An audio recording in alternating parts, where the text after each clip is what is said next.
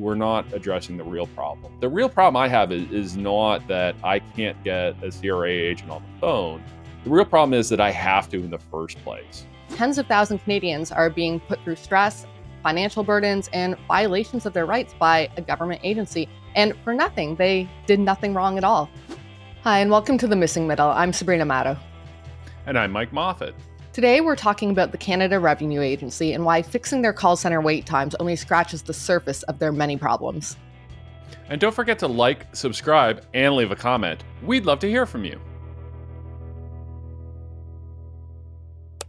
So let's start with some background on the CRA's most recent troubles. In early September, the federal finance minister gave the CRA a public 100-day deadline to fix its service delays. This was after many public complaints and stats that showed between June 23rd and July 4th this year, the CRA answered only 37% of calls. The agency now promises to answer 70% of calls by mid-October, with more agents, extended online chat hours, and enhanced AI chatbot capabilities. But as I wrote in the Toronto Star, even if they manage to meet these targets, it's just a Band-Aid solution that completely misses the bigger problems plaguing the agency and, by extension, Canadian taxpayers. Yeah, so Sabrina, you'll have to walk me through this. I read your story and I was both in belief and disbelief. I was in disbelief because it's so shocking, but also in belief because I think we've all heard horror stories and 70% of calls. I can't imagine, if I went to order pizza and I only got through 7 times out of 10, that I would be particularly happy with that as an outcome. Well, and that's the goal. That's what they would consider success. Well, exactly. So can you walk me through this? So the finance minister here, he's setting a deadline. He's promising more call center agents, better hours, AI chatbots, and so on. So to me, that sounds like they're taking action. But judging by your article, they're not doing enough. And in your view, they're not tackling what you call the real problem. So can you walk us through what you mean by that? Right. So, of course, these are good solutions, but they're really just skimming the surface. The agency has really deep core issues that aren't going to be fixed by more chatbots or even more agents. I mean, one of the core issues is why so many people are even trying to contact the CRA at once, especially outside of tax season. And the answer is because our tax code is overcomplicated with this narrow web of credits, deductions, and exemptions that have become so complex over time that even CRA agents are having trouble understanding the code, and professional accountants. Back in 2017, when the CRA still claimed to answer 90% of calls, the Auditor General found agents gave wrong answers to people 30% of the time, which is pretty shocking. And since then, our tax code has only gotten more complicated. And now the chartered accountants in Canada also regularly critique our tangled tax system and the issues they have understanding the code. So how do you expect regular Canadians to do this? And ultimately, you're not going to solve that by just hiring more agents or upgrading a chatbot. Yeah, and that's so interesting. And we see that in so much of public policy where, the problem is actually symptomatic of something larger rather than just the problem itself. And you mentioned in your piece the taxpayers ombudsperson and some data that they released about the CRA's performance and the high level of complaints from Canadians. Now, what are the specific complaints that Canadians have beyond that, nobody really likes paying taxes? Right. So the ombudsperson says his office is swamped, but that only 24% of those complaints stem from call center issues. So it's really the tax rules themselves and how they're applied inconsistently a lot of the time that are the real problem. And this again tells us that just hiring more call center staff won't solve those underlying issues that a lot of politicians would probably rather avoid. And so you add to that CRA staffing and budgets have actually gone up quite significantly over the last several years, and these problems still get worse. So that's not the fix. You can't have a quick fix here. We both write a lot of opinion pieces for the Star, the Globe, various outlets, and there's some kind of rhetorical tools we often use, like analogies and comparisons and that kind of thing. And you used one that I thought was particularly interesting. You said that dealing with the CRA isn't like the criminal justice system. So, what exactly did you mean by that in that comparison? Yeah, so it's very different in that when you deal with the CRA and if an issue arises or you're audited or you're assessed, Taxpayers are actually assumed guilty until they prove themselves innocent. So the onus is entirely on the taxpayer. And this is backwards from how the justice system usually works.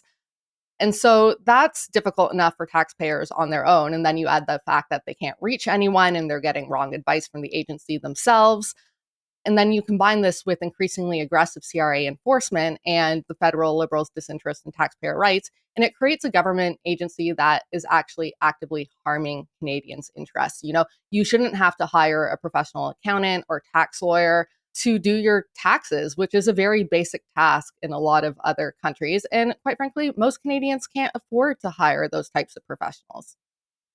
Yeah, and I'm someone who has had to hire those professionals. Now, I do have a more complicated setup than most, but through that, I've received more than my fair share of CRA assessments over the years, some of which I thought were reasonable and some less so. And, when it comes to the kind of less so reasonable, I don't think I'm the only one. And according to your piece, that I'm not the only one who thinks that they're receiving assessments that are unreasonable. So, what does the data show on how Canadians are reacting to assessments? Not well. And this is a pretty crazy stat. So objections nearly doubled from 64,712 in 2022 to 2023 to 128,386 in 2024 to 2025. And you have to remember this only represents those who successfully object within the CRA's stringent time periods or who even bother to object, right? So each objection means emotional and financial stress. Taxpayers have to dedicate time and resources to convincing CRA agents that they're innocent. And again, they might have to hire that professional representation or even go to court. And as this is going on, the CRA can hold back refunds and benefit payments. And, this is especially cruel and increases hardship during a cost of living crisis and rising unemployment. And the time it's taking to solve these objections, if they get resolved, is increasing as well. So this is really a large burden being placed on taxpayers by a government agency. I'm someone who is inclined to believe the worst about the CRA because of my own personal experiences. But, in the interest of fairness, let's look at this from the other side, or a potential different perspective. Do we really know what this means? Because it could just be disgruntled taxpayers getting more savvy about delaying what they owe, that they've kind of figured out some tricks to go, hey, if I object to this, object to that, I can slow things down.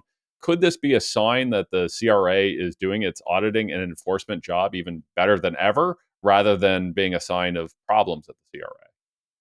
I understand how one could think that, but it is not. So we have data on this too. It'd be one thing if the CRA was right most of the time and collecting all these owed taxes, but in fact, it's wrong the majority of the time. So 62% of objections in 2024 to 2025 led to decisions in favor of taxpayers. And so that means at least 79,000 taxpayers were wrongfully assessed by the CRA in that year alone. And those, again, are only those who had their objections filed within those time periods, who bothered to object. And so essentially, tens of thousands of Canadians are being put through stress, financial burdens, and violations of their rights by a government agency. And for nothing, they did nothing wrong at all. Yeah, and your piece talked about, not just those errors, but the existence of something called the Taxpayers Bill of Rights. Now, a lot of Canadians probably don't even know that this thing exists. So, first of all, I guess two questions here: what is the Taxpayers Bill of Rights? And two, why, in your view, do you believe that the CRA is violating that Bill of Rights?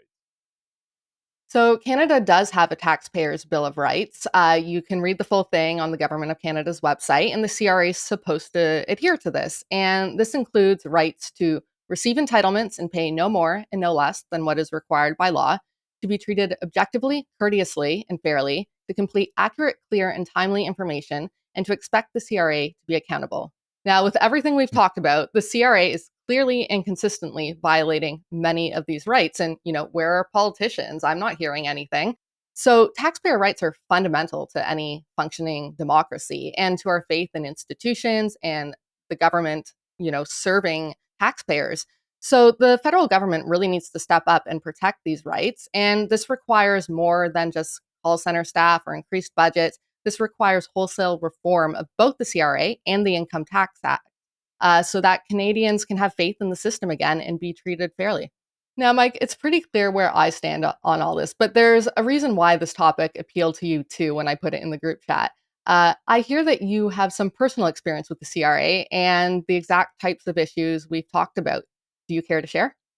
Yeah, absolutely. So your Toronto Star piece absolutely spoke to me, and at the outset, I've always, in most of my adult life, had a more complicated tax situation than most. I've been a small business owner.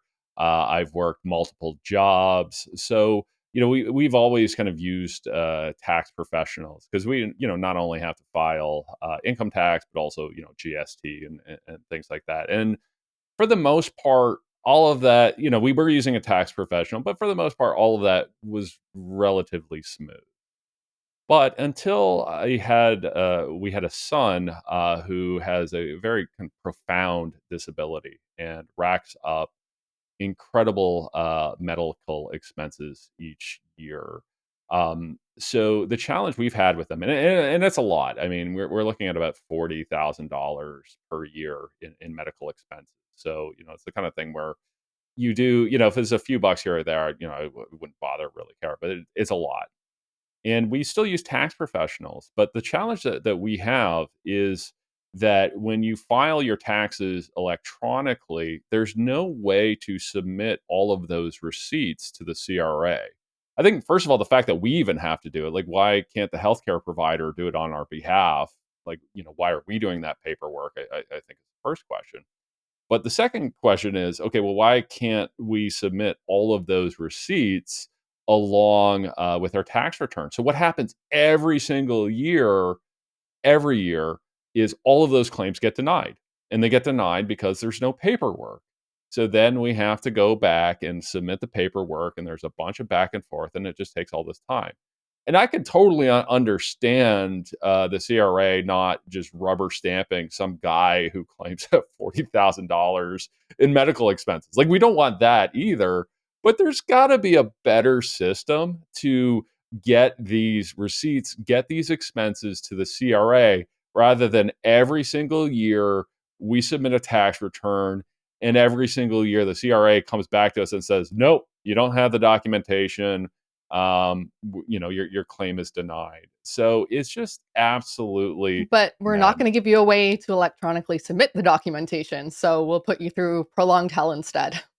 Yeah, or yeah, like we can send it off later, and then it's the kind of same thing where I get it, and then I have to follow up by calls and go through all of this rigmarole around waiting and so on. It's just an absolute mess, and like I just don't want to deal with it. Like, I'm just trying to get my kid health care in a system where supposedly we have government health care and there is no private system. But that's a different episode that we could talk about, how a guy like me is racking up $40,000 in health expenses a year in a system that supposedly has, full coverage. But it's such a problem, and it speaks to me, like, you really spoke to me around this idea that we're not addressing the real problem. The real problem I have is not that I can't get a CRA agent on the phone. The real problem is that I have to in the first place.